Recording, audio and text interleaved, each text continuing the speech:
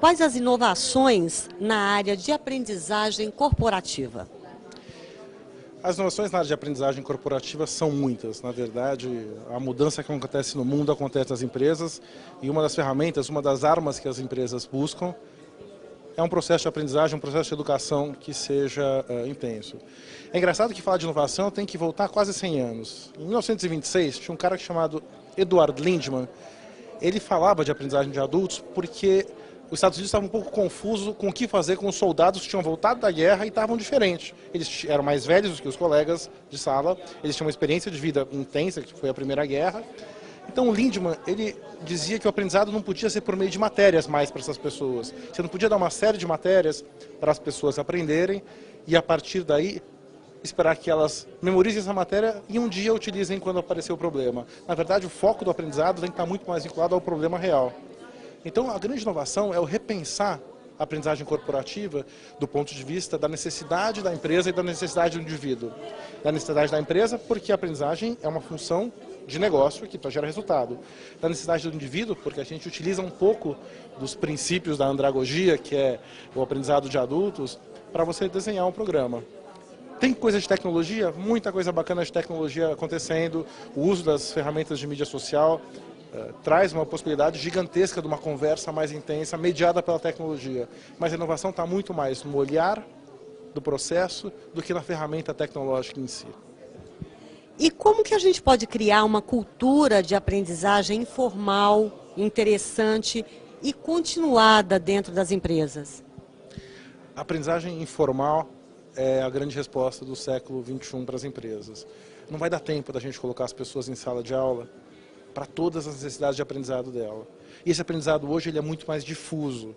Então, transmitir conhecimento não é mais sinônimo de aprender. O conhecimento está em todo lugar, ele está no meu telefone, que eu entro no Google e faço a busca do conhecimento que eu preciso. No fundo, o que a gente quer é que as pessoas troquem informações entre si para resolver os problemas. Entre os atores, eventualmente, a gente pode trazer um professor que sabe mais sobre o tema específico? Pode, mas é um aprendizado muito menos dirigido e muito mais convidativo. Eu brinco, a gente é convocado para 3 coisas na vida. A gente que é homem é convocado para o serviço militar, eu sou convocado para depor e convocado para um treinamento. Então não dá tempo da gente criar esse ambiente informal se o processo for tão semelhante ao que a gente teve na nossa aprendizagem na escola. A escola é legal porque ela cria uma base do aprender muito bom, mas a escola ela tem um princípio que não funciona na organização, que é o princípio da verdade única. A gente faz uma prova e busca uma única verdade para tirar nossa nota boa. Nenhuma decisão de negócio só tem um caminho possível. Então, o ambiente ele tem que permitir um pouco de erro e ele tem que fazer com que as pessoas se sintam convidadas a aprender e ensinar ao mesmo tempo. E por falar nessas pessoas, nesses profissionais aí em estado de aprendizagem, né? O que esse profissional, quais são as características que esse profissional deve ter para estar aberto para esse aprendizado? O aprendizado, no fundo, está muito ligado ao desaprendizado. Então, quanto mais certeza a pessoa tiver de que sabe alguma coisa, menos aberta ela vai ser para o aprendizado. Então, no fundo, tem uma certa fluidez nesse processo do aprender, que algumas características são mais fáceis. Mas, a partir do momento que uma conversa ocorre, então, uma das tendências em educação, por exemplo, é um modelo que chama Action Learning, que é de um britânico chamado Red Rivens, que ele fala, não há aprendizado sem ação, não há ação sem aprendizado. O que ele propõe? Uma mistura de resolução de problemas e projetos com aprendizado. Então ele usa as reuniões de solução de problemas de projetos específicos para gerar aprendizado. Com isso, a gente acaba utilizando diversos perfis para participar da construção do conhecimento coletivo. Então, existe um perfil mais aberto? Existe um perfil mais aberto. Ele funciona sozinho? Ele não funciona sozinho. Por isso a importância da cultura. Antes seria fácil dizer que aprende melhor quem sabe mais do que quem tira nota na prova. Está um pouco mais difícil hoje em dia da gente falar uma resposta tão específica. Então, hoje aprende mais fácil quem está? Quem está aberto para desaprender. Quem está aberto para buscar coisas novas. Quem estiver um pouco inconformado com o que sabe.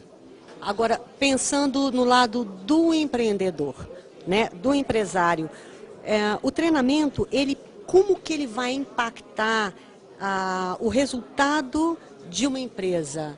Esse empreendedor ele vai investir em treinamentos, mas quais os resultados nisso?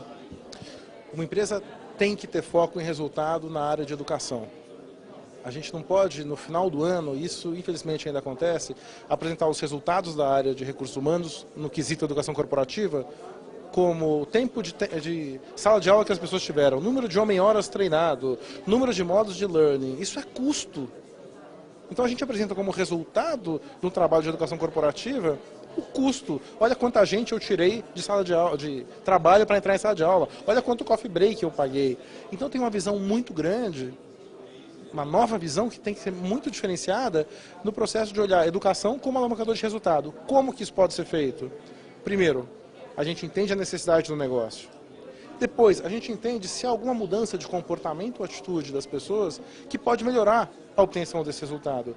Se isso for verdade, e só se isso for verdade, eu desenho um programa de desenvolvimento que me ajude a gerar essa mudança comportamental desejada. Isso não vai acontecer só por meio de educação. A gestão tem um papel muito importante, criar um clima de aprendizagem é muito importante, mas eu preciso inverter a lógica. Normalmente a gente escolhe temas na esperança de que as pessoas vão ter um comportamento específico e eventualmente isso vai gerar resultado. Não, inverte essa lógica. Segunda coisa muito importante, a área de desenvolvimento é responsável pela obtenção de resultado até o final do processo. Eu convido a pessoa, eu faço um programa presencial, à distância, e depois normalmente eu tenho minha avaliação de reação feita, eu deixo ela ao Deus dará. O gestor muitas vezes está feliz que ela voltou, e tudo que a gente fez foi para que na etapa pós-treinamento houvesse uma mudança de comportamento, um conhecimento específico.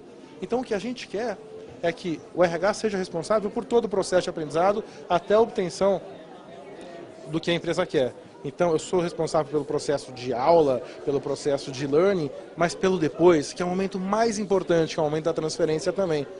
É o momento onde eu pego toda aquela experiência de aprendizado que eu tive e coloco ela em prática, e testo, e experimento. Então, a mudança para a obtenção de resultado é, eu entendo minha necessidade de negócio, eu construo um programa adequado e eu só sou responsável até uma parte simples, que é quando o resultado for obtido. Então, acabar o treinamento, acabar o evento, o treinamento, não tira a minha responsabilidade como área de recursos humanos ou como consultoria de recursos humanos da obtenção do resultado. Eu acompanho essa pessoa, eu dou suporte até o final.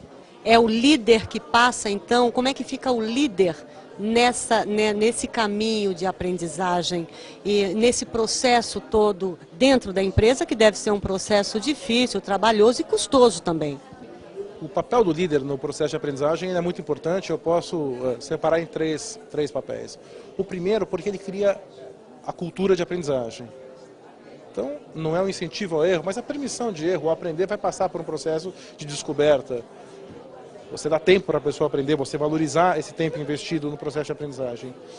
O segundo, como role model mesmo. Se o líder não aprende ele mesmo, ele não atua como modelo para aprendizado. Se ele acha, ai meu Deus, mais um programa de treinamento, ou ai meu Deus, um livro, odeio ler, ou ai meu Deus, o que for.